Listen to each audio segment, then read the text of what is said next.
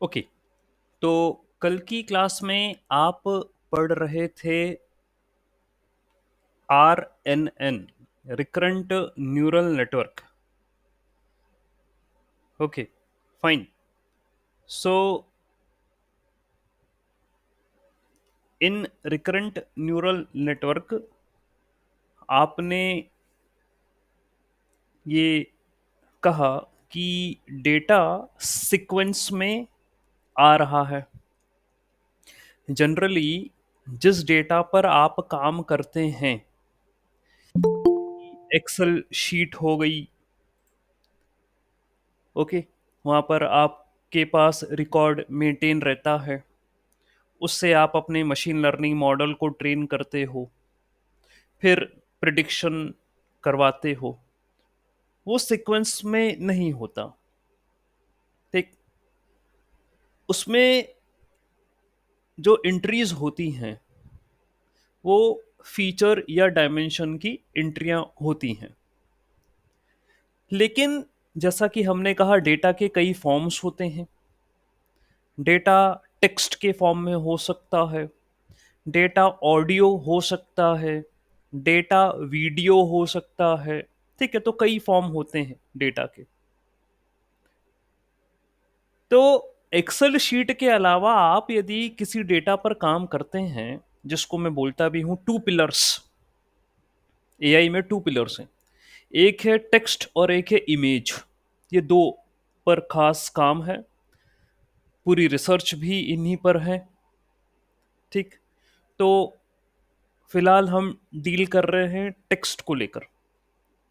Okay, और क्योंकि text की बात हुई, इसमें वर्ड्स से मिलाकर सेंटेंस बनाया जाता है and it consist of the whole story.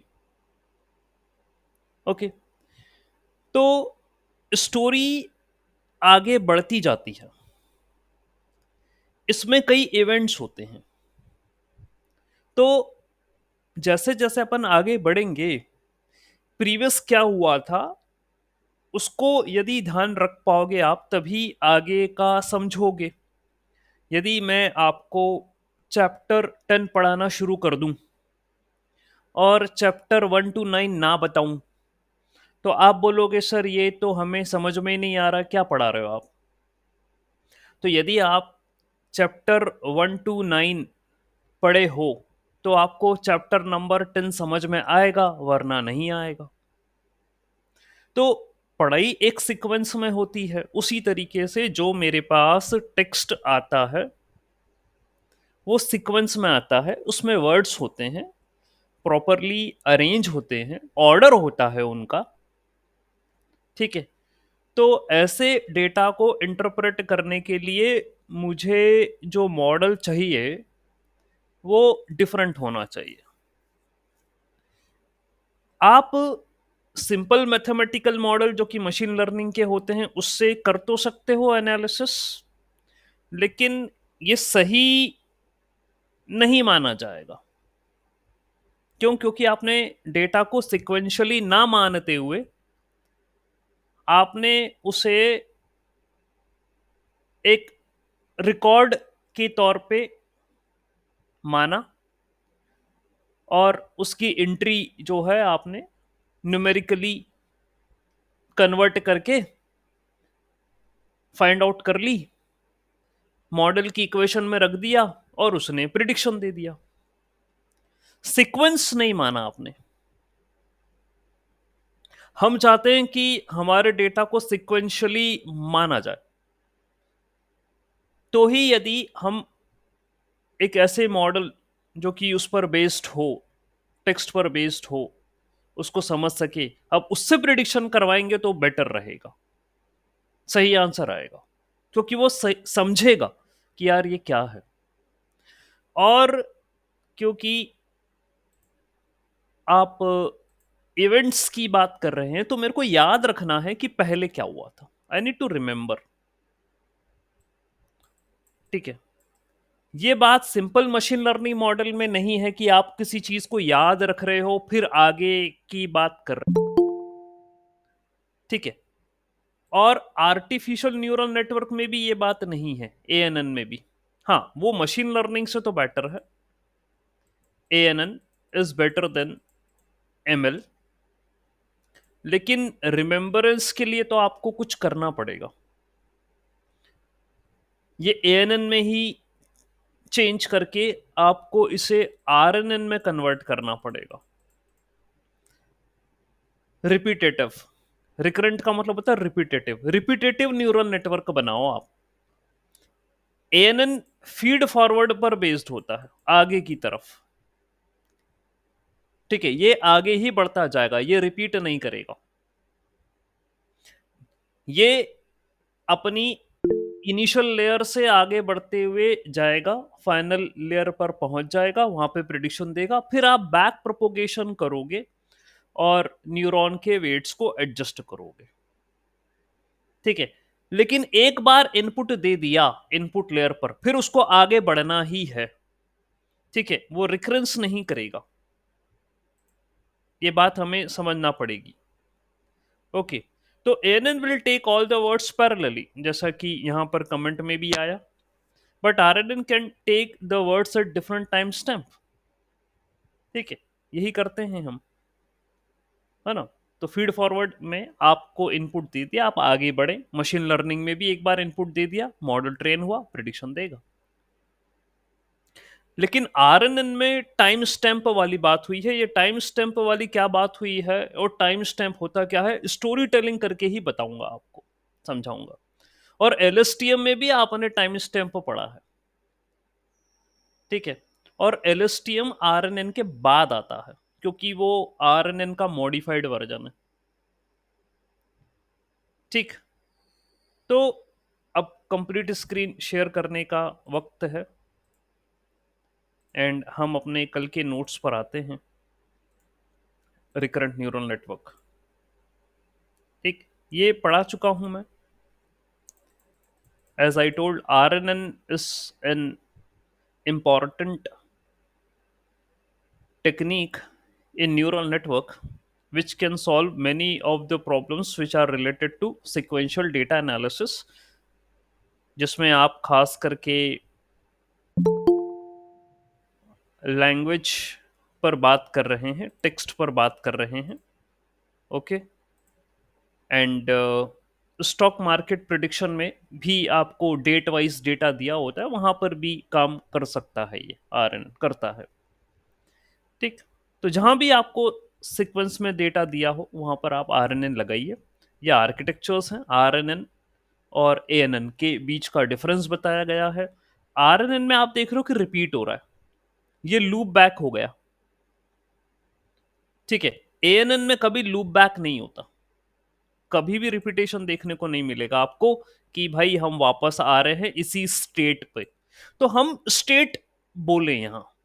और कल भी मैंने आपको ये बताया, थ्योरी ऑफ कंप्यूटेशन नाम का एक सब्जेक्ट होता है कंप्यूटर साइंस के अंदर, वहां पर स्टेट ट्रांजिशन डायग्राम बनता है। यदि आपने सीएससी में इंजीनियरिंग करी है तो आपको पता होगा ये बात।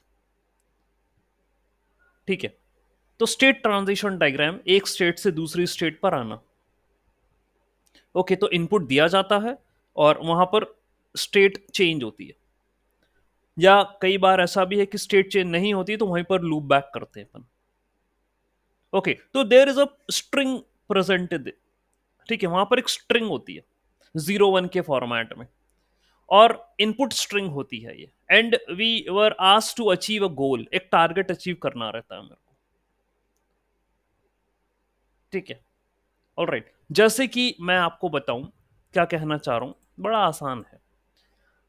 आपको ए ए ए बी बी ए ए ए एक स्ट्रिंग दी है। ठीक है, आपको बोला गया है कि ये मेरा इनपुट होगा, ए एंड बी मेरे इनपुट होंगे। सर आपकी स्क्रीन दिखी। ए एंड बी मेरे इनपुट होंगे, तो मुझे जो है अचीव करना है ये आउटपुट। ठीक है, that's what I need to achieve. ये देखिए, अब आपको स्क्रीन विजिबल है। Can you see the string triple A, double B, triple A? Yes sir, yes sir. Okay, तो मुझे ये स्ट्रिंग एक्सेप्ट करवानी है। आप क्या करोगे? ठीक है, व्हाट यू विल डू, कह रहे हो कि सर मैं टू स्टेट लेकर चल रहा हूं। ठीक है, ये दो स्टेट लेकर चल रहा हूं मैं। यदि ये इनपुट स्टेट है और ये फाइनल स्टेट है, ठीक है, तो ए, ऐसा बोला गया आपसे, यदि ए इनपुट है तो आप इसी स्टेट पर रहोगे। तो ए इनपुट है पहला वाला, इसी स्टेट पर हो। अगेन ए इनपुट है, इसी स्टेट पर हो। अगेन ए इनपुट है, इसी स्टेट पर हो। जैसे भी आएगा आप ट्रांजिशन मार जाओगे,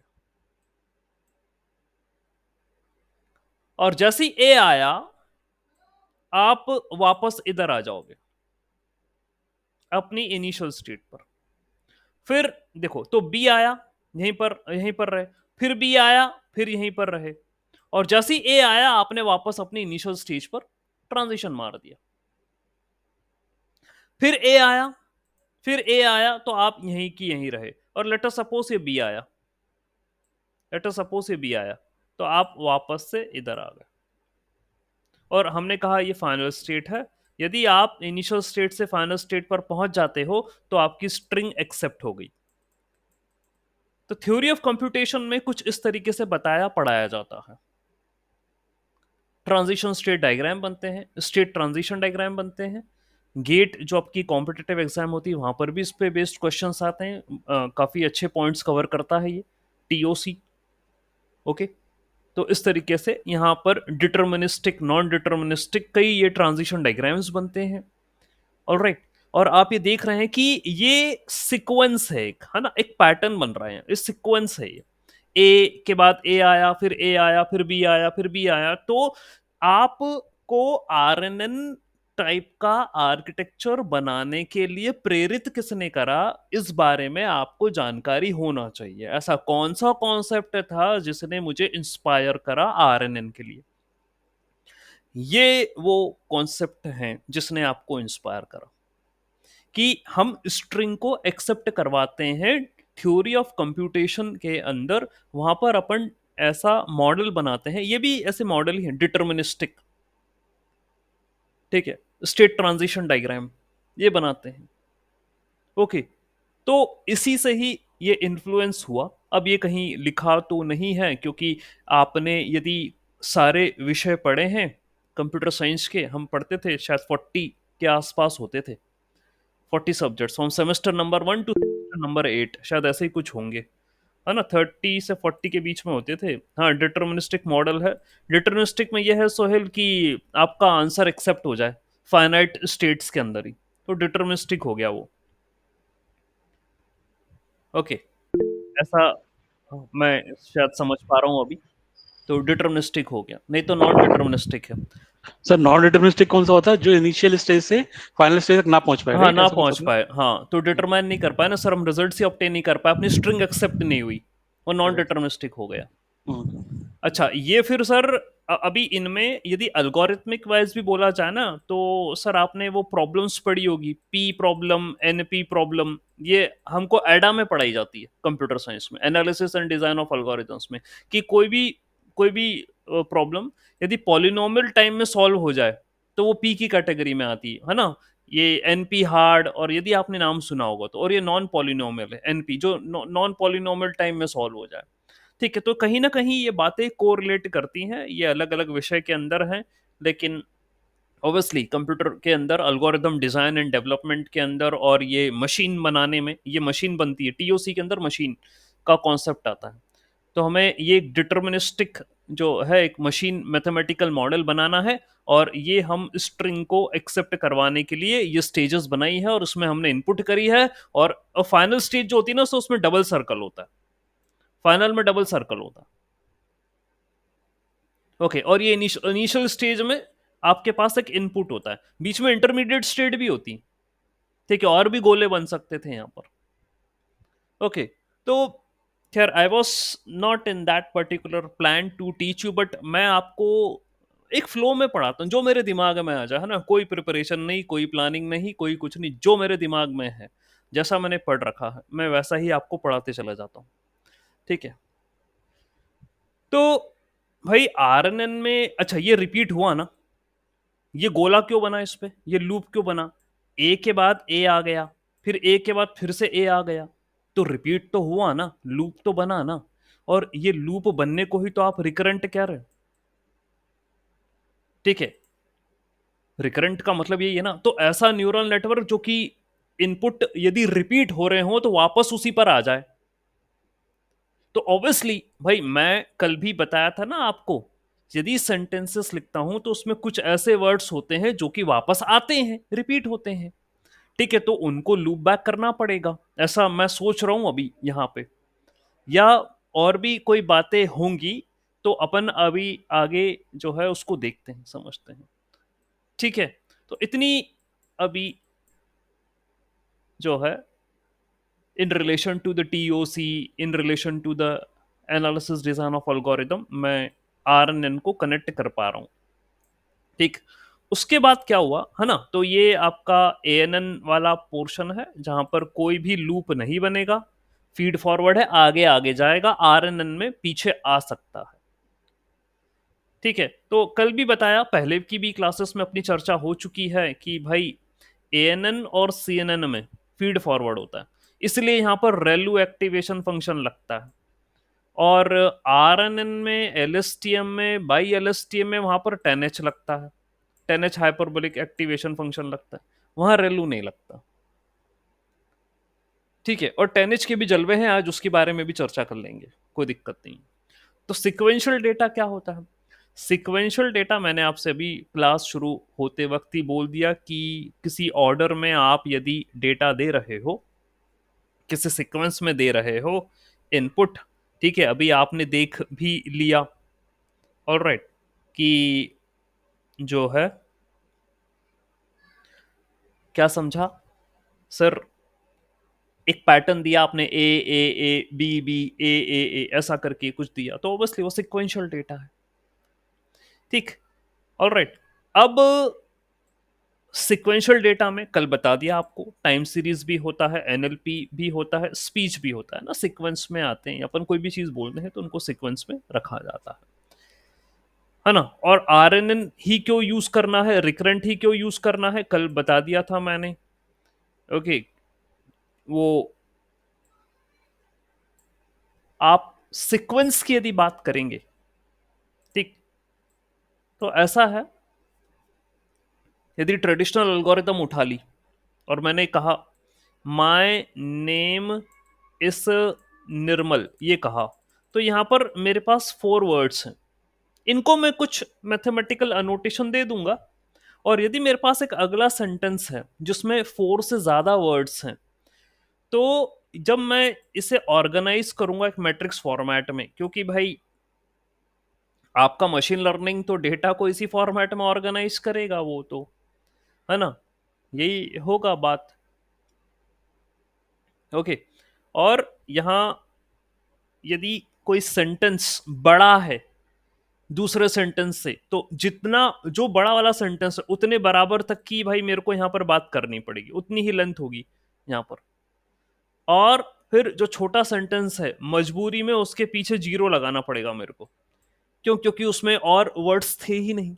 अब जैसे एक और सेंटेंस है, ठीक है, I am your instructor for the class of generative AI, तो इतना बड़ा सेंटेंस है, हर एक वर्ड को यदि मैं यहां पर मेंशन करूं, तो पहला वाला जो सेंटेंस था उसमें तो 4 ही थे, दूसरे वाले सेंटेंस में 10 हैं, 10 वर्ड्स हैं, तो भाई 4 वर्ड्स की न्यूमेरिकल एंट्री तो मैंने कर दी, ठीक है, लेकिन बाकी जो पीछे तो कुछ आया नहीं, और मैं कभी मैट्रिक्स को ऐसे खाली तो रख नहीं सकता, मेरे को मजबूरन 3 जीरो या 6 जीरो लगाने पड़ेंगे, 6 जीरो लगाने पड़ेंगे, पैडिंग करना पड़ेगी, और पैडिंग करना पड़ेगी तभी भाई आप अपने कोड में पैड सीक्वेंसेस लिखते हो, याद करो, जो डीप लर्निंग का कोड बनता है उसमें पैड सीक्वेंसेस मेंशन होता है, और पैडिंग ट्रू करना पड़ती है, तभी यदि कोई आपका पैटर्न मतलब मैट्रिक्स का एंट्री कंप्लीट नहीं हो पा रही तो भाई जीरो लगाइए,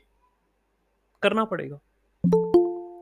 अब ये ड्रॉबैक है यार। ड्रॉबैक क्यों है? अननेसेसरी तुम जो है हमसे जीरो लगवा रहे हो, है ना? बजाय इसके आप जो ये प्रॉब्लम है इसे सीक्वेंस में ट्रीट कर लेते तो भाई मेरे को जीरो फीरो नहीं लगाने पड़ते। अब अननेसेसरी जीरो लगाने पड़ेंगे, अननेसेसरी पैडिंग करना पड़ेगी। बेटर यह है कि इसको सीक्वेंस में मानो ना यार। इसमें ये कहो ना कि माय नेम इज निर्मल के बाद I am your instructor for the generative AI course, ये आना चाहिए। तो उसको सीक्वेंस में मानो ना यार, स्ट्रीम के तौर पे मानो आप इसको कि पहले ये वर्ड्स आ रहे हैं फिर ये वाले वर्ड्स आ रहे हैं। बजाय इसको आप एक मतलब रो में ऑर्गेनाइज कर रहे हो हर एक सेंटेंस को। जो बड़ा वाला सेंटेंस है उसके अनुसार अपनी मैट्रिक्स बना रहे हो, जो छोटे वाले सेंटेंस है वो कंप्लीट नहीं हो पा रहे तो जीरो ठूस रहे हो उसमें। ये अतिरिक्त मेहनत तो कर रहे हो। आई होप आपको मेरी बात समझ में आ रही है, मैं क्या आपको समझाना चाह रहा हूं। कोई डाउट रहे तो पूछ सकते हैं। तो ऐसा चल रहा है हिसाब किताब। तो हमारा रिकरेंट न्यूरल नेटवर्क ने बोला, और उसके जो आगे वाले एल्गोरिदम्स हैं उन्होंने भी ये बोला कि ऐसा काम ना करते हैं हम, इसके जगह कुछ और सोचते हैं। ठीक है, तो स्टोरी के माध्यम से आपको समझाया जाए वो बढ़िया रहेगा। चलो अब हिंदी में स्टोरी समझाते हैं कि एक गांव के स्कूल की कहानी आपको बताएंगे और वहाँ आरएनएन की खोज कैसे हुई ये समझाना चाहेंगे। तो गांव का स्कूल आपकी जो है इस कहानी का टाइटल है। ठीक, मान लीजिए कि आप एक छोटे से गांव में एक स्कूल के अध्यापक हैं। You are the teacher of a school in a village. ठीक है, स्कूल में बच्चों की कक्षाएं होती हैं, ऑब्वियसली क्लासेस होती हैं, और आप हमेशा उन्हें नई नई कहानियां सुनाते हैं। ठीक है, आप ऐसी पढ़ाई होती है और ऐसी पढ़ाई में मजा आता है नई नई कहानी सुनाने में। ओके, आपकी कहानियां बच्चों को बहुत पसंद आती है क्योंकि आपकी कहानी में हर कहानी में कुछ नया होता है, कुछ मजेदार होता है, और जो है आप इंटरेस्टिंग फैक्ट्स उसके अंदर जोड़ते हैं, होता है। अब सोचिए कि आपके पास एक खास दिमागी खेल है जो आपकी कहानियों को और भी दिलचस्प बनाता है। क्या है वो दिमागी खेल? इस तरह के दिमागी खेल की तरह ही एक रिकरेंट न्यूरल नेटवर्क काम करता है। ठीक है, आपके पास एक दिमागी खेल है, कहानियां तो तुम बता रहे हो, लेकिन उसको और चतुराई से एक खेल की तरह, ताकि बच्चों का और इंटरेस्ट बढ़े और वो क्लास में अटेंटिव रहे, सीखे समझें, इस तरीके से आपको जो है उन्हें समझाना है। अब ये खेल की शुरुआत क्या है, चलिए देखते हैं ये खेल क्या है। हर दिन स्कूल में बच्चों को एक नई कहानी सुनाई जाती है। ठीक है, क्योंकि सिक्वेंशियल डेटा है ना भाई, आपको रिलेट करना पड़ेगा आरएनएन से। सिक्वेंशियल, हर दिन डे नंबर 1 पे ये वाली कहानी, डे नंबर 2 पे जो है। ठीक है, इस तरीके से तो हर दिन बच्चों को नई कहानी सुनाई जाती है। मान लीजिए आज आप एक कहानी सुनाते हैं जिसमें एक राजा, एक घोड़ा और एक जादूगर है। ठीक है, ये आज के दिन की कहानी है, टुडे। कहानी की शुरुआत में राजा को घोड़े को खोजने से होती है और जादूगर की मदद से अंत में आप घोड़े को खोज लेते हैं। ठीक है, दैट इज पॉसिबल, वो आप खोज लेते हैं एट द एंड। ठीक है, that is possible. Okay, fine, alright. ठीक है, खोज लेते हैं, मिल जाता है घोड़ा। अब आप सोचते हैं कि अगली कहानी में पिछली कहानी से जुड़े तथ्यों को शामिल किया जाए, है ना? ये काम एक आरएनएन करता है, लेकिन यह काम बहुत ही खास तरीके से करता है। ठीक है, तो डे 1 की कहानी क्या थी? राजा, घोड़ा और जादूगर। राजा घोड़े को ढूंढता है, जादूगर की मदद से मिल जाता है। अब पहले दिन की शुरुआत में आज आपकी कहानी की शुरुआत करते हैं बच्चों को बताकर कि राजा और घोड़ा फिर से एक नई यात्रा पर निकलते हैं। इसी तरीके से आप एक इनपुट शुरू करते हैं। You take the input that is 60। ठीक है, ये आपका क्या है, इनपुट है। और इसी तरीके से मैंने कल भी समझाया था, एलिस्टियम की जो हमारा कॉन्सेप्ट पढ़ने की शुरुआत हुई थी, वहां यही था, there was a king and he likes to fought war but he die, वो खत्म हो गया। फिर उसका बच्चा आया, ठीक है, सेकंड, उसको भी लड़ाई पसंद थी लेकिन वो भी जीत नहीं पाया, उसकी डेथ, फिर उसका बच्चा है। तो आपको याद होगा एलिस्टियम में या रिकॉर्डिंग में ऑलरेडी मेंशन्ड है सारी बातें, और आपको मैंने डिस्प्ले करते हुए पढ़ाया था, ठीक है, ये बातें हैं सारी वहां पर मेंशन। तो आप ये एक्सटी क्या है यहाँ, एक इनपुट है। क्या इनपुट है, आप आज की कहानी के साथ शुरुआत करते हैं बच्चों को बताकर, राजा और घोड़ा फिर से एक नई यात्रा पर निकलते हैं। तो इनिशियल क्या था, राजा को पहले घोड़ा ढूंढना था और वो जादूगर की मदद से ढूंढ लिया उसने, और फिर अब आज की कहानी क्या शुरू हुई, नई यात्रा पर निकले दोनों, किंग एंड द हॉर्स नई यात्रा पर निकले। ये एक्सटी है, ये इनपुट है। हिडन स्टेट क्या है, what is the hidden state, पिछले दिन की कहानी में घोड़े के बारे में जो कुछ भी आपने बताया था वह एक दिमाग में याद करना है, याद करके रखना पड़ेगा कि भाई घोड़ा नहीं मिला था, घोड़े को जादूगर की मदद से ढूंढा था, उसके बाद ही तुम घोड़े को लेकर नई खोज पर निकले थे। वो तो आज निकले हो भाई, उसके पहले क्या हुआ था घोड़े के साथ, तो वो आपको याद रखना है, that is called as a hidden state. ये आरएन के पास का एक हिडन स्टेट होता है, उसमें होती है जानकारी कि पहले क्या हुआ था, व्हाट हैपेंड प्रीवियसली, जो समय के साथ पिछली जानकारियों को याद रखता है और अपडेट करता है, ठीक है, व्हाट हैपेंड, भाई वो याद रखिएगा और अपने आप को अपडेट करेगा। हिडन स्टेट, हिडन स्टेट को आप एच टी से मेंशन करते हो, एच टी, तो एक्स टी होता है इनपुट, एच टी होता है हिडन स्टेट। यह राजा और घोड़े की यात्रा की पिछली जानकारी को समेटते हुए जब नई कहानी शुरू करते हैं, यह हिडन स्टेट पिछले दिन की कहानी के तत्वों को नई दिन की कहानी में जोड़ता है, ठीक है। तो आपका एक सेंटेंस खत्म हो गया, आपका एक पैराग्राफ खत्म हो गया, ये पिछली कहानी थी। अब मैं आगे जब कहानी शुरू करूंगा तो मैं हिडन स्टेट के माध्यम से आगे वाली कहानी में जोड़ दूंगा, that's what I am going to do, ये वर्क होगा, ठीक है। Can we say similar to R A G, ठीक है, यस सुभाष, वी कैन। और यहीं से अगेन आर ए जी तो अभी आया ना सुभाशीष, वो अभी आया है, लेकिन ये कॉन्सेप्ट्स तो मतलब पहले से चलते आ रहे हैं। आर ए जी भी देखो, कोई भी रिसर्च या कोई भी आर्किटेक्चर तो प्रीवियस को मॉडिफाई करते हुए आया, ओके। तो ये बातें थी, अब आरएजी में और बेटर ग्राफिकल रिप्रेजेंटेशन के साथ आपको दर्शाया गया है कि यार देखो हम कैसे कनेक्ट कर रहे हैं नोड टू नोड, ठीक है। तो ग्राफ, अच्छा ग्राफ भी बहुत पहले से, ग्राफ की थ्योरी तो 18th सेंचुरी, और मतलब ग्राफ भी कहां से शुरू हुआ था, आपको बताया मैंने अपनी मशीन लर्निंग की क्लास में, प्रुशिया प्रुशिया की एक सिटी थी जहां पर वो आइलैंड थे और उनके बीच में ब्रिज थे, और ये कहा गया था कि हर एक ब्रिज को एक नोड मानो और इन ब्रिजेस से गुजरो, एक ही बार में गुजरना है, traversing bridge once and only once at a time, ये बताया था आपको, ठीक है।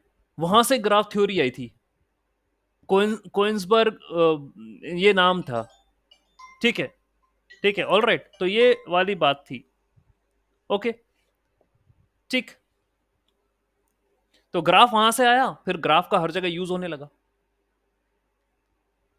ओके। और वो आपको सोल्यूशन देता है, इसलिए आपके राग मॉडल और ये जो हिडन स्टेट, ये भी याद रखने वाली बातें आई हैं, आर एन एन में आई है, और ये आगे जोड़ते चला जाएगा, ठीक है।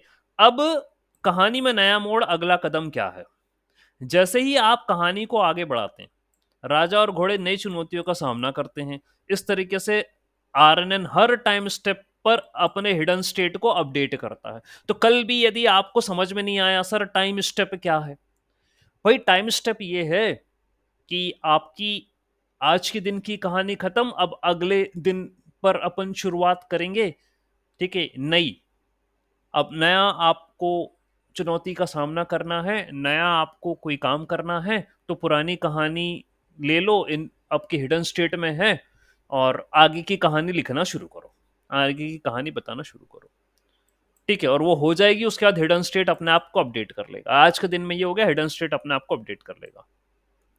तो कहानी की शुरुआत का असर, यानी कि जैसे आप कहानी के अंत में बच्चे नई सीख के साथ घर जाते हैं, आरएनएन का आउटपुट उसको वाईटी कहते हैं, भविष्य की भविष्यवाणी की जाती है। यह आउटपुट आरएनएन के हिडन स्टेट पर आधारित होता है, जो पुरानी जानकारियों से नया निष्कर्ष निकालता है। ठीक है, तो जो भी पुरानी जानकारियां आपके पास है हिडन स्टेट में, whatever with information you are present with in the hidden state, they are utilize to do the predictions output के लिए। ठीक है, तो एंड में बच्चे नई सीख लेकर घर जा रहे हैं और भविष्य की भविष्यवाणी की जाती है।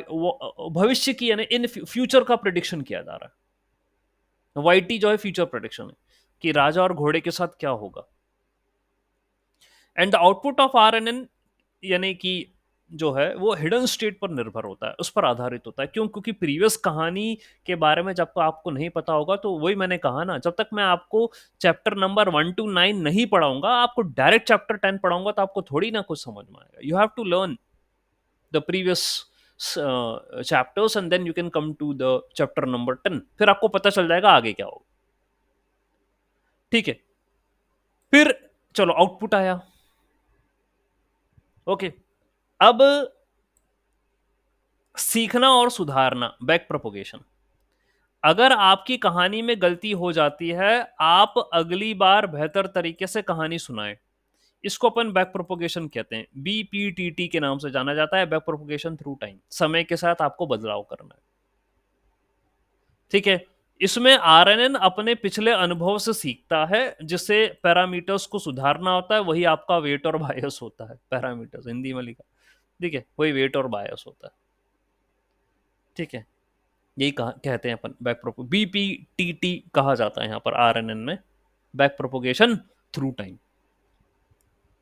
ओके, तो अब ये कहानी का सारांश है। आरएनएन एक ऐसा शिक्षक की तरह काम करता है जो हर दिन की कहानी से सीखता है और उसे अगले दिन की कहानी में लागू करता है। ठीक है, जो भी टुडे की जो बात है उसको मैं अगले दिन जब सुनाऊंगा ना, तो पुरानी कहानी को याद रखे अब आगे क्या हुआ उसके बारे में बात करूंगा। तो जो पुरानी हमारी कहानी है वो हिडन स्टेट के अंदर याद रखी जाएगी और नई कहानी को उसके आगे ही जोड़कर सुनाया जाएगा। ठीक है, ये बात होगी। एंड यह समय के साथ नई जानकारी को समझता है, याद रखता है, जिससे वो पिछले अनुभव के से भविष्य की भविष्यवाणी यानी फ्यूचर प्रेडिक्शन कर सकता है। अब आप ये सोचिए, आरएन वैसे ही काम करता है, पिछली जानकारी को याद रखता है, समय के साथ सीखता है, नव अनुभव को जोड़ता है और प्रेडिक्शन करता है। शिक्षक की तरह जो बच्चे हर दिन नई कहानी सुनते हैं, आरएनएन भी हर समय अपने हिडन स्टेट को अपडेट करता है। ठीक है, ऐसे वो काम करता है आरएनएन। ठीक है, तो ये आपका इनपुट है, नई कहानी का पहला हिस्सा। ठीक है, this is the first XT means input, नई कहानी का पहला हिस्सा। हिडन स्टेट पिछली कहानी की यादें, that's what you have to remember कि पहले क्या हुआ था, वो आपको याद रखना पड़ेगा। फिर आउटपुट यानी नई कहानी की भविष्यवाणी यानी प्रिडिक्शन, क्या होगा। अब ये बातें हम बचपन से सीखते करते आ रहे हैं, कोई भी चीज मैंने नई बताई नहीं आपको। आप बोलोगे हाँ सर ये तो हम बचपन से कार्टून में भी तो यही देखते थे, मुझे तो अभी भी देखना पड़ता है ये चीजें। ठीक है, तो यही करते आ रहे हैं, कहानी सुनाते हैं। ओके, और फिर ये लगाते हैं ऐसा होगा काम। ये अपना आरएनएन बैक प्रोपगेशन में पिछले अनुभव को उससे सीखना और सुधारना। यदि कोई गलती हो गई हो कहानी में तो भाई बैक प्रोपगेट करके पैरामीटर्स को एडजस्ट करके सुधारो। ठीक है, तो हम भाई ये सीख पाए हैं, इस कहानी के माध्यम से हम बहुत कुछ सीख पाए हैं कि भाई जैसे हम बच्चों को कहानी सुनाते हैं, ये प्रक्रिया वैसी है, आरएनएन वैसे ही काम करता है, सिंपल है। तो अभी क्या होता है कि मैंने एलएसटीएम समझाया आपको, ये खौफ रहता है इनका, इन टॉपिकों का। क्यों? क्योंकि भाई भाई वहां पर सामने वाला X T H T Y T लिख देता है, तो यार सर ये तो टाइम स्टैम्प मेंशन कर दें आपने, हमारी तो हालत ऐसी हो गई है टाइम स्टैम्प को समझना, और आपने बीच में वो गोले गोले अलग बना दिए हैं और इनका कनेक्शन कर दिया है। सर ये आरएनएन वारएनएन तो बहुत मतलब कॉम्प्लिकेटेड हो गया, ये स्थिति टफ हो गई है, इसको कैसे समझा जाए। काफी इजी लग रहा है since we know the LSTM. Yes, you know the LSTM. Okay, and LSTM is better than the RNN. Okay, and how we will see ahead. तो ये आपकी RNN की बात है, ठीक है. और इंपॉर्टेंट, क्योंकि प्रीवियस कहानी का इनपुट रहेगा तभी जाके आप फ्यूचर प्रोडिक्शन कर पाओगे, नहीं तो नहीं कर पाओगे. इसलिए ये सीक्वेंस में ही आने का इंटरप्रिटेशन का बात कही गई है यहाँ पर, ठीक. अब ये जो आरएनएन का आर्किटेक्चर बनता है उसमें हाइपरबोलिक टेंजेंट, कल भी सवाल उठा था कि सर वो 10H ले रहे हो आप, -1 से +1 की बीच में वैल्यू रहती है सर इसकी. मेरे को ये 10H यहाँ किस माध्यम से मदद करने वाला है? Why you are taking 10H activation function? क्योंकि सर हम ज्यादातर तो सिग्मोइड यूज करते हैं बाइनरी क्लासिफिकेशन के लिए, रेलू यूज करते हैं सर, CNN में NN में रेलू यूज करते हैं इंटरमीडिएट में. 10H तो सर हमने बहुत कम देखा है. और सिग्मोइड यूज करते हैं, रेलू यूज करते हैं, सॉर्टमैक्स करते हैं सर मल्टी क्लासिफिकेशन के लिए, सॉर्टमैक्स लगाते हैं. तो सर हमने तो ऐसी प्रॉब्लम पे ज्यादा काम करा है. आप ये 10H की बात कर रहे हो, ये क्या लफड़ा है? 10H range and centering. 10H जो फंक्शन होता है ये -1 से 1 के बीच में होता है, which makes the output zero centred, है ना. सेंटर पे जीरो है, आजू बाजू में -1 से +1. ये काम आपका 10H करता है, ठीक है. And it helps to solve the issues related to the data being biased towards positive values leading to more effective training. Data biasing से भी बचाता है 10H, ठीक है, related to the data being biased towards the positive values. So here we are having not only the positive, we are dealing with -1 to +1, यानी positive negative दोनों बराबर की हम बात करना चाह रहे हैं. That is the reason here, ठीक है, ये हम चाह रहे हैं. तो सर ने, जॉबिन सर ने कल क्वेश्चन पूछा था, इसके बारे में कल बताया गया था. एक बार फिर से मैं 10H को और इम्प्रूव करना चाह रहा हूं. तो gradient B, derivative of 10H is 1 - 10 hyperbolic 10 2H, ये होता है. Which means that it can have gradients that are neither too large nor too small. ना तो ज्यादा बड़े होंगे ना तो कोई छोटे होंगे. This property helps in maintaining the gradient with the reasonable range which is crucial for back propagation. Okay, तो जब आप इसका डेरिवेटिव निकालो, कभी मैं फॉर्मूला भी बता रहा हूं 10H का क्या होता है, आपने पढ़ा e की पावर x प्लस e की पावर -x अपॉन e की पावर x माइनस e की पावर -x, ऐसे करके इसका फॉर्मूला होता है. जस्ट अभी बता रहा हूं, ये आ गया. माइनस में होता है ऊपर, है ना. आप साइन को थोड़ा सा, जैसे मैंने बोला, उस ऑर्डर से बदल दीजिए. This is the formula, e की पावर x माइनस e की पावर -x और e की पावर x प्लस e की पावर -x. ये 10H का फॉर्मूला होता है, हाइपरबोलिक टेंजेंट का फॉर्मूला होता है, ठीक है. तो इसको जब डिफरेंशिएट करोगे ना तो आपको ये मिलेगा. ये कह रहा है कि मैं अब यहां पर कोई भी वैल्यू रखूं ना, तो ना तो ज्यादा छोटी होगी ना ज्यादा बड़ी होगी, तो मेरे को यहां से भी फायदा मिल रहा है. एक तो ये -1 टू +1 होता है, बीच में जीरो आता है, यानी जीरो सेंटर पे, यानी ये नेगेटिव और पॉजिटिव वैल्यू दोनों के बीच में बैलेंस बना के रखेगा. ऐसा है इसका कॉन्सेप्ट खास. और ये भी याद रखना भाई, मेरी LSTM की जो आपका एक्सप्लेनेशन है उसमें हाइपरबोलिक टेंजेंट का क्योंकि क्या मतलब होता है ये भी बताया. ये प्रश्न उठा उस समय, वहां पर भी आया था कि सर ट्रिग्नोमेट्रिक तो हमको पता है, साइन थीटा कॉस थीटा, ये हाइपरबोलिक ट्रिग्नोमेट्रिक फंक्शंस क्या होते हैं? वहां पर मेरे प्रीवियस रिकॉर्डिंग में है, उसको गो थ्रू करिएगा, हाइपरबोलिक क्यों इंपॉर्टेंट होता है, ठीक. और फिर यहां बता रहे हैं कि नेगेटिव टू पॉजिटिव आ रहा है, जीरो सेंट्रिक है. एंड यहाँ पर डिफ्रेंशिएट करने पर भी मेरे को कोई ना ज़्यादा छोटी ना बड़ी वैल्यू मिलेंगी, मुझे स्टेबल ग्रेडियंट्स मिलेंगे. हाँ, तो व्हाट इज 1 - 10 हाइपरबोलिक 2H, इसको डिफ्रेंशिएट करेंगे, ठीक है. इसको डिफ्रेंशिएट करिए दिवेश. ओके, तो आपको क्लियर हो जाएगा कि कैसे वैल्यू आएगी. आपका फॉर्मूला है ना ये वाला, ये इसको डिफ्रेंशिएट करिए, ठीक है. Then you will be able to know how we are getting that particular answer. Okay, और ये डिवाइड रूल लगेगा, है ना, फर्स्ट फंक्शन और second function, first upon second. Formula भी बता देता हूं मैं. जो फर्स्ट अपॉन सेकेंड का जो ये डिफरेंशिएशन है ना, D by D x of e की पावर x माइनस है ना, इसको फर्स्ट अपॉन सेकंड मान लो। तो जो डिफरेंशिएशन का होता है वो होता है second function differentiation of first function minus first function differentiation of second function divided by second function का स्क्वायर। ठीक है, ये फॉर्मूला होता है। तो आप इसको अप्लाई करना दिवेश, फिर आपको पता चल जाएगा कि वो कैसे आ गया। ठीक है, ये वाली बात, ये जो दिख रही है ना, ये hyperbolic tangent two X one minus, आपको मिल जाएगा। ये डिफरेंशिएशन का फॉर्मूला लगाना, यू विल गेट इट। तो ये वैल्यू ना तो ज़्यादा बड़ी ना ज़्यादा छोटी, इसलिए 10H मेरे को फिर भी सूटेबल हो गया। और अप्लीकेशन RNN में तो भाई अच्छा अप्लीकेशन है। और हम क्या करते हैं, the 10H function is typically use in the hidden state as an update equation. आपको यहाँ पर अपडेट करने के लिए बोला, रेलू में कोई अपडेट वाली बात नहीं, सिग्मॉइड में कोई, वो तो क्लासीफायर है, वहां भी कोई वाली बात नहीं, यहां अपडेट वाली बात है, इसलिए 10H का इस्तेमाल किया गया। ठीक है, क्योंकि हिडन स्टेट को मेरे को याद रखवाना है, प्रीवियस जानकारी कि क्या हुआ था। तो मैंने इनपुट दिया x T eight a time step T, T time step पर एक्स टी दिया। मैं खुद भी जब कुछ सालों पहले की बात बताऊं, जब मैं इनके आर्किटेक्चर और डायग्राम देखता था, यार अरे ये तो मतलब क्या दे रखा है, मतलब ऐसा डब्बा बना देते थे वो, ऐसा कुछ डब्बा बनाते थे RNN के लिए, और फिर बोलते थे यहाँ से हिडन आ रहा है और यहाँ से ये आ रहा है और फिर यहाँ से एक और इनपुट आ रहा है। तो अब तो मतलब फिर ये इसको दिया तो फिर यहाँ से ये गया, फिर यहाँ से गया, और आप देखो आर्किटेक्चर LSTM का पता होगा आपको। और फिर हमने जो 3 to 4 आवर्स स्पेंड करे LSTM को समझने में कि क्या होता है।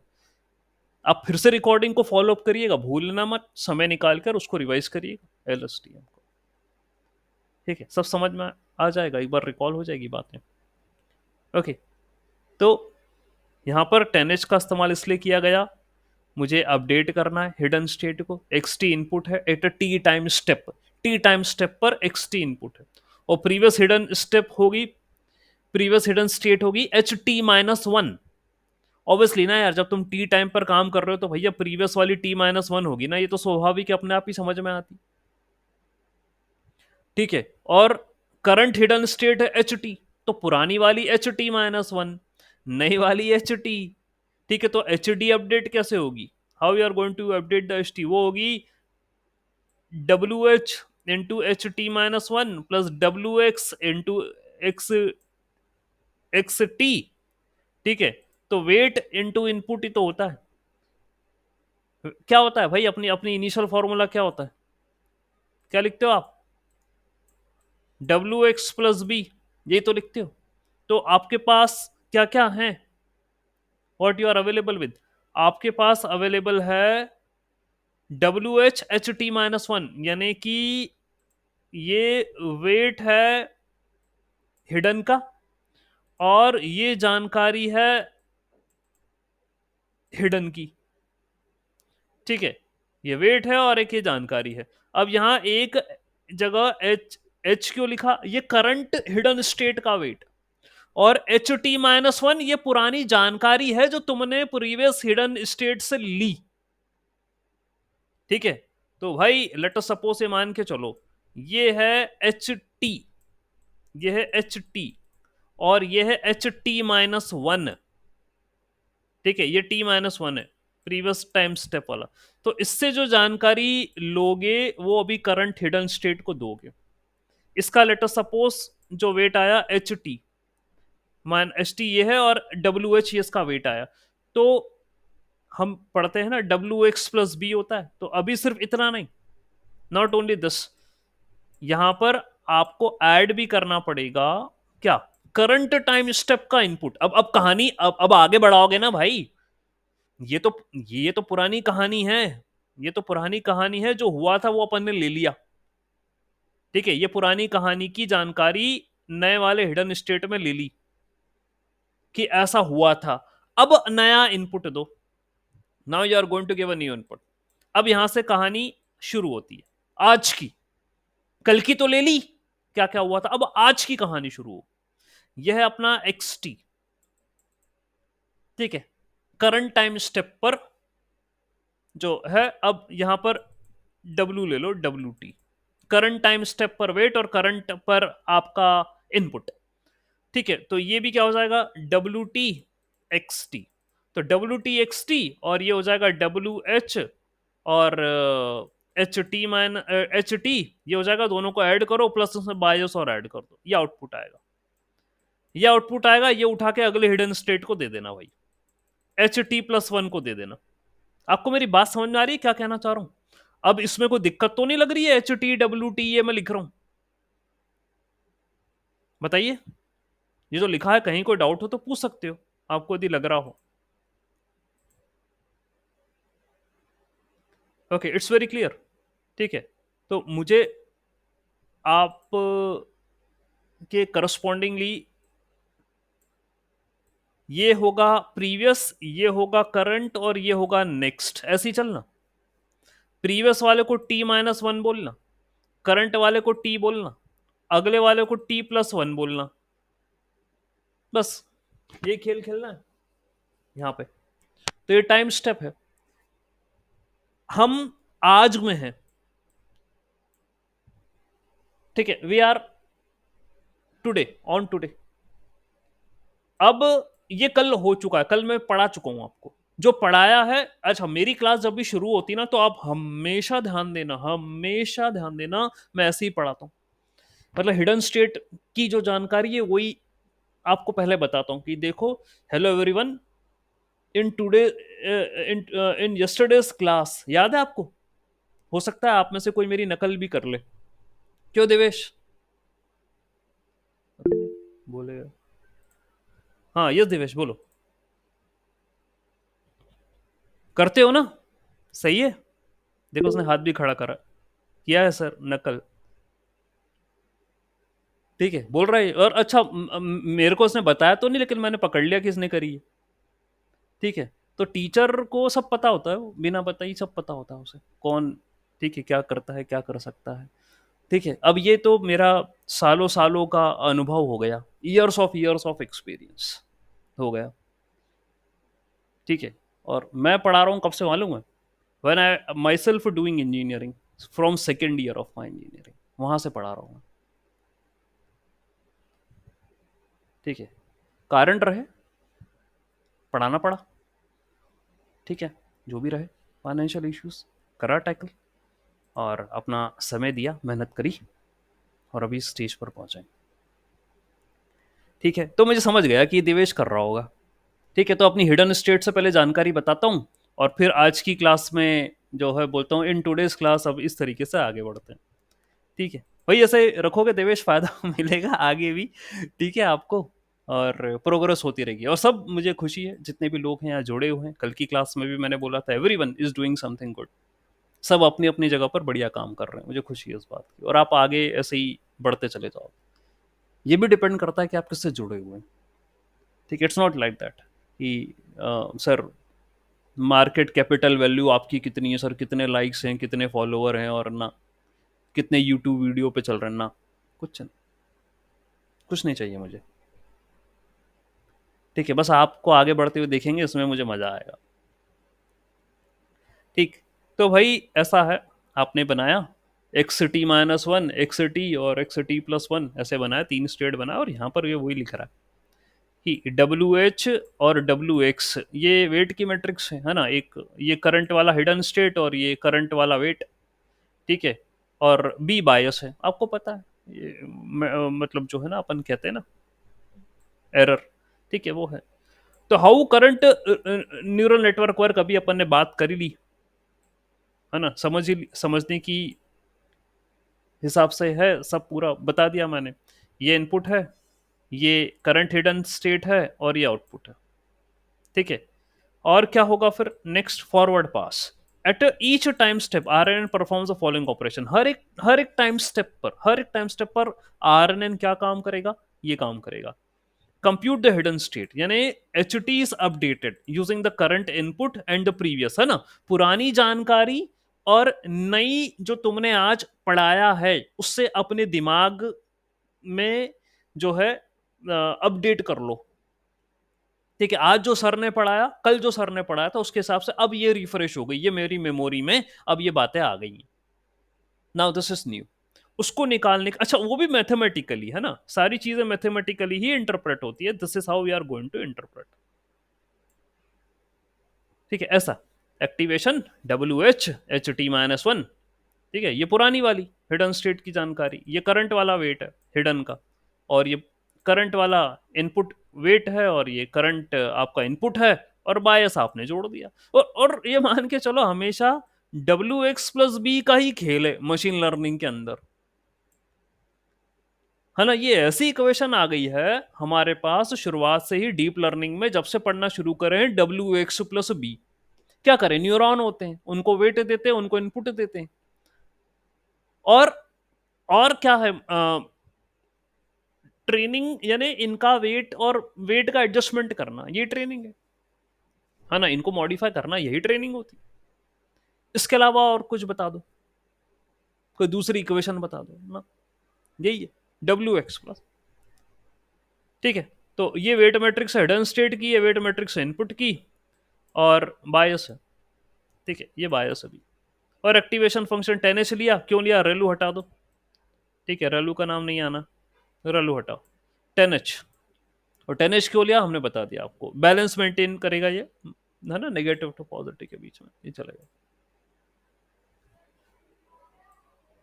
ओके, और फिर ये आपको आउटपुट मिला YT, ये होगा WY प्लस HT+BY, ये आपकी वेट मैट्रिक्स आउटपुट की, ये बायस का बायस है आउटपुट का। ठीक है, एंड ये HT आपको अभी करंट स्टेट का मिल जाएगा। ठीक है, जो करंट स्टेट का जो है आपका, ये HT की वैल्यू आपको मिल जाएगी, इसमें वेट मल्टीप्लाई करोगे, WY करोगे, बायस ऐड करोगे, तो आपको आउटपुट मिल जाएगा YT। ठीक है, लॉस कंप्यूटेशन की बात करें तो the network performance is evaluated using a loss function and which measures the difference between the predicted and the target. तो यही तो करते हैं अपन, लॉस फंक्शन। ठीक है, वो भी देखेंगे आगे, लॉस क्या होता है, predicted YP predicted minus actual, ये तो लॉस होता है, YP minus Y, that's a loss. Compute करते हैं, लॉस यानी एरर बोले।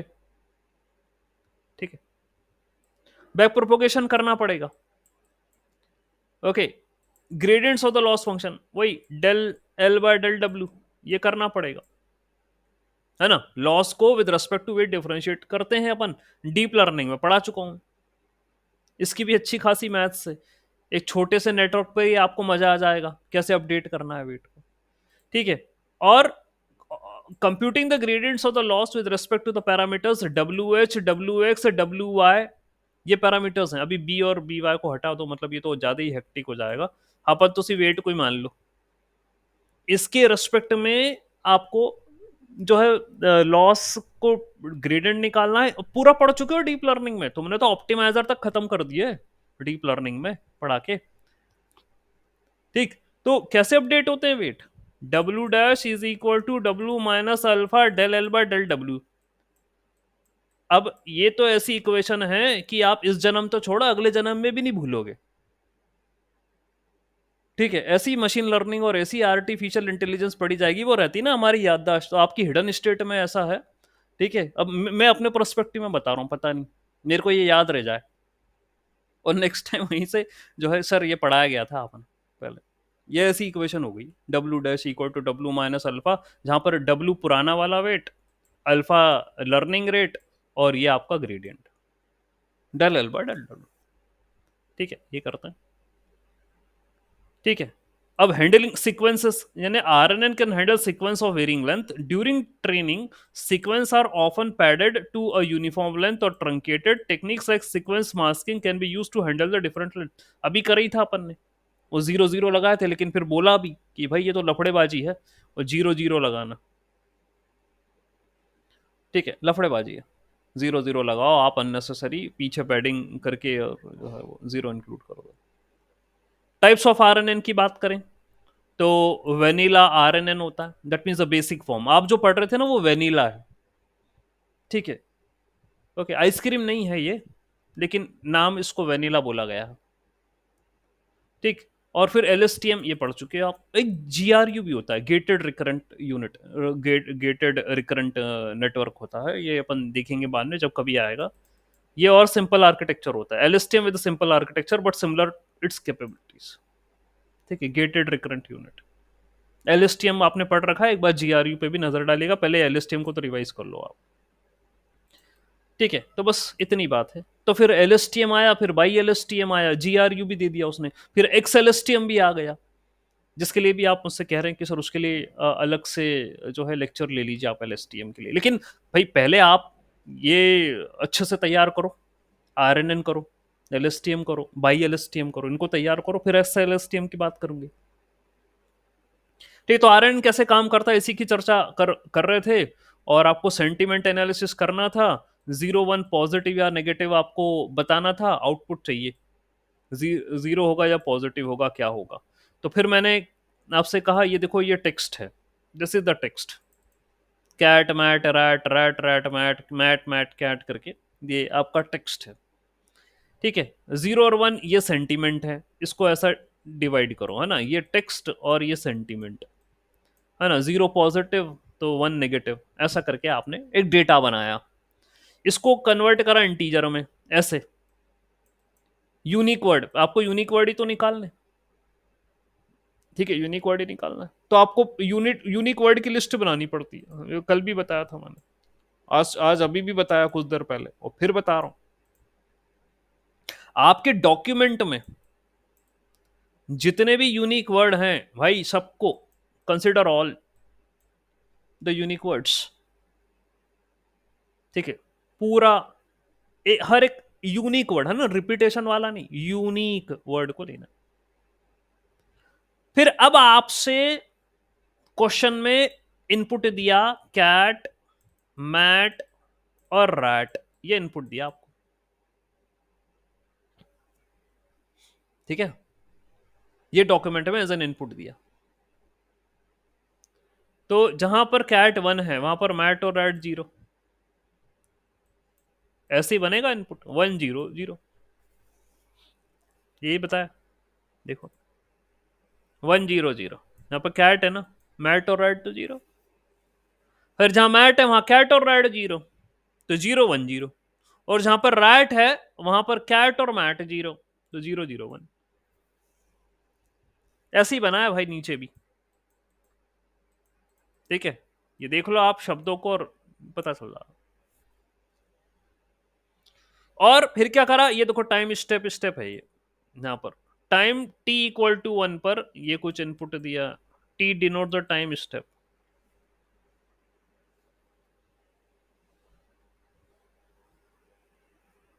ठीक है, t=1, t=2, t=3, ऐसे करके वो कुछ जो है यहाँ पर टाइम स्टेप दिया।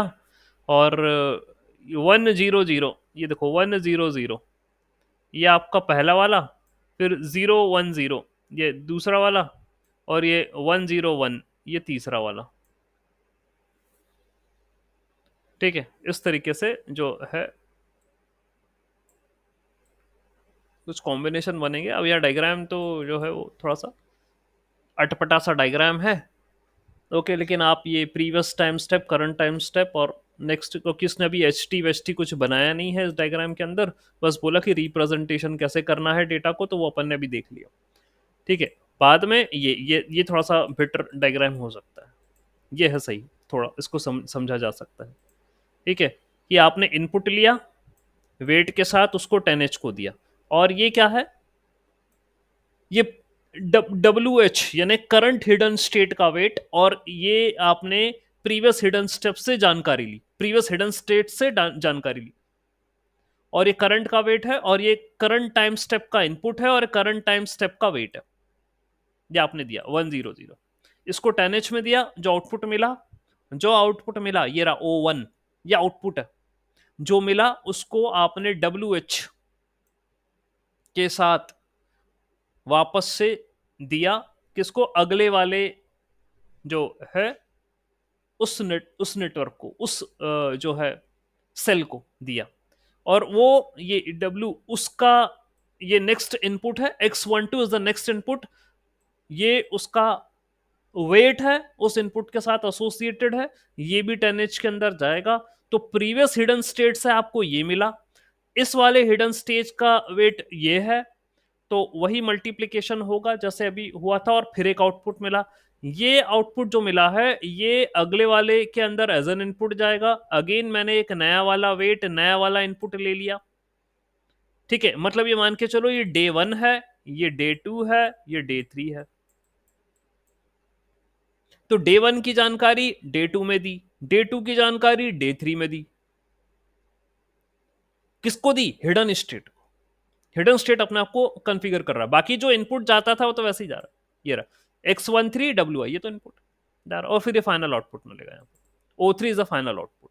उसके साथ भी वेट होगा, तो भाई आप O3 इंटू WO, ठीक है, वो मल्टीप्लाई करेगा, प्लस बायस ऐड कर दीजिएगा, आउटपुट मतलब फाइनल का बायस B0 वो ऐड कर दीजिएगा, आपको Y आ जाएगा। ऐसे काम करता है। और लिख भी रखा है यहाँ नीचे, ये देखो O1 O2 O3 ये बना रखा है, 10H के माध्यम से बना रखा है, और ये फाइनल आउटपुट। ठीक है, समझ में आया आपको? Yes, tell me, you understood?